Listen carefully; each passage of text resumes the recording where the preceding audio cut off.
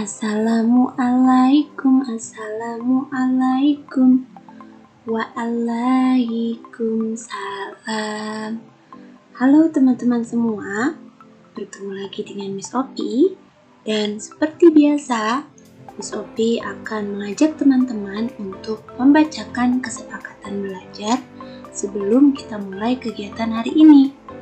Yang pertama, yaitu fokus. Yang kedua, berbicara bergantian. Yang ketiga, mendengarkan materi yang disampaikan dengan baik.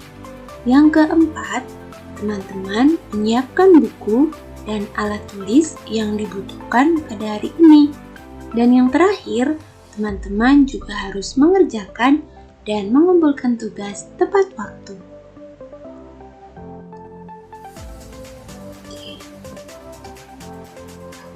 Baiklah teman-teman, seperti biasa, kita harus membaca doa terlebih dahulu agar kegiatan belajar mengajar hari ini berjalan lancar. Bismillahirrahmanirrahim. Pada pertemuan hari ini, kita akan kembali mencari informasi dari mata pelajaran TIK Bab 2, yaitu fungsi dan alat pada komputer dengan materi alat pendukung pada komputer. Kita coba akan mencari tahu alat pendukung apa saja sih yang terdapat pada komputer. Nah, sebelum kita mendapatkan informasi lebih banyak, Miss Opi akan membacakan tujuan pembelajaran terlebih dahulu. Yang pertama, teman-teman dapat mengenal alat-alat pendukung pada desktop atau laptop dengan benar. Yang kedua, teman-teman dapat menyusun puzzle sederhana tentang laptop atau desktop dengan benar. Nah, berikut adalah materi yang pertama. Kita akan mengingat-ingat kembali alat dan fungsi pada komputer yang sudah pernah kita bahas pada pertemuan sebelumnya. Yang pertama yaitu monitor. Siapa yang masih ingat apakah fungsi dari monitor? Ya, menampilkan gambar, video, atau teks. Selanjutnya adalah mouse. Siapa yang tahu mouse itu berfungsi untuk apa sih? Mouse berfungsi untuk menggerakkan pointer atau sebagai perangkat petunjuk. Yang terakhir adalah CPU. Siapa yang tahu fungsi CPU? Fungsi CPU adalah sebagai pendukung utama operasi perangkat atau sering kita sebut dengan otak komputer. Jika tidak ada CPU, maka komputer tidak dapat berfungsi. Oke, saat ini Miss Opi akan menyampaikan informasi tentang alat pendukung pada komputer atau desktop. Siapa yang tahu gambar yang pertama kali muncul berikut gambar apa ya? Gambar yang pertama kali muncul disebut mesin cetak atau printer. Tentu teman-teman sudah tahu ya. Nah, sekarang fungsi dari printer atau mesin cetak adalah untuk mencetak gambar atau tulisan. Selanjutnya ada yang disebut dengan media simpan atau flash disk.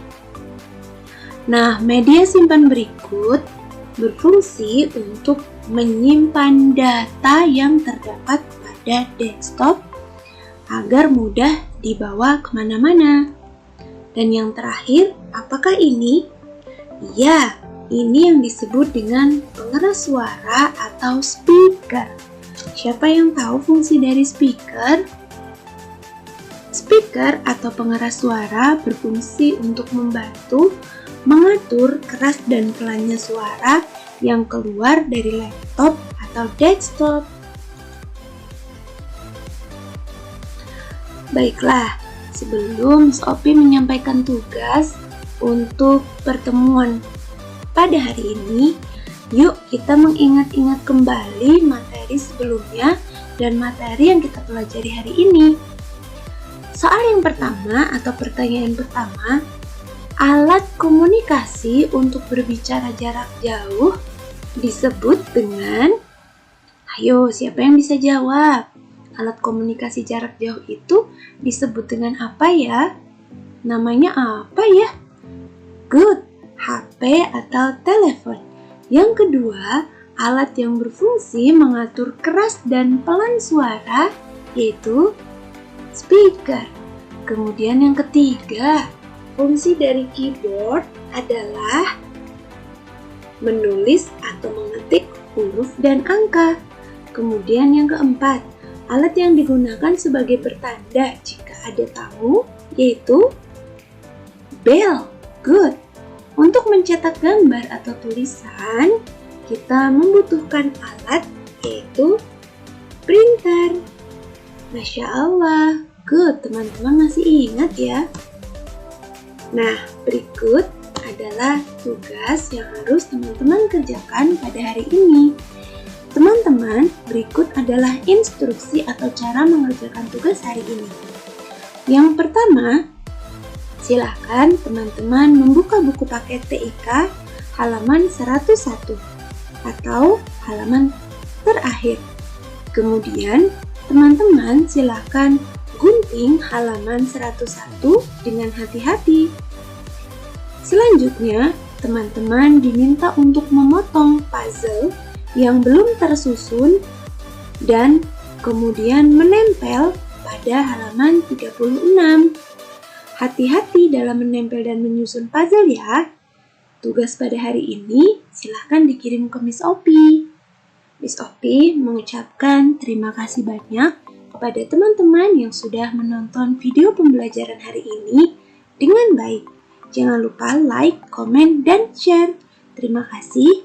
Wassalamualaikum warahmatullahi wabarakatuh.